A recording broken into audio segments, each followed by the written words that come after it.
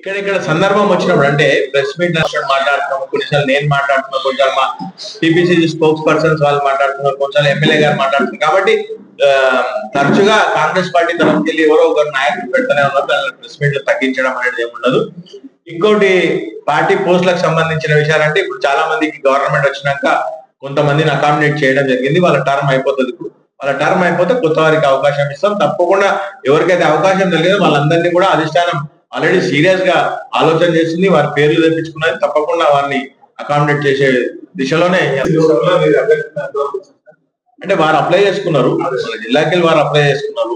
నా బాధ్యత ఇక్కడ అప్లై చేసుకున్న వారి అప్లికేషన్స్ అన్ని కూడా మా పిసిసి ప్రెసిడెంట్ గారికి తీసుకుపోయి మా జిల్లాకి ఇస్తే, మా జిల్లా వాసులకు ఇస్తే మంచిదని చెప్పడం నా వంతు. తర్వాత డిసిషన్ మేకింగ్ అంతా కూడా పిసిసి అధిష్టానం చేస్తుంది కాబట్టి వారే నిర్ణయం చేసుకుంటారు. ఇంకొక వ్యక్తి ఏమో మన జిల్లాకు సంబంధించిన వ్యక్తి కాదు, అది వేరే జిల్లాకు సంబంధించిన వ్యక్తి కాబట్టి ఆ జిల్లాకు సంబంధించిన నాయకులు ఇంకా పిసిసి లో ఉన్న నాయకులే వారి మీద యాక్షన్ తీసుకోవాలి తప్పితే మాకు వారి మీద యాక్షన్ తీసుకోవడానికి ఏం అవకాశం లేదు.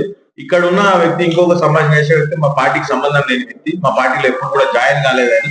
కాబట్టి వారి మీద ఒకటి పోలీస్ కేసు చేయగలుగుతాం, లేకపోతే వారి మీద డిఫమేషన్ కేసు చేయగలుగుతాం.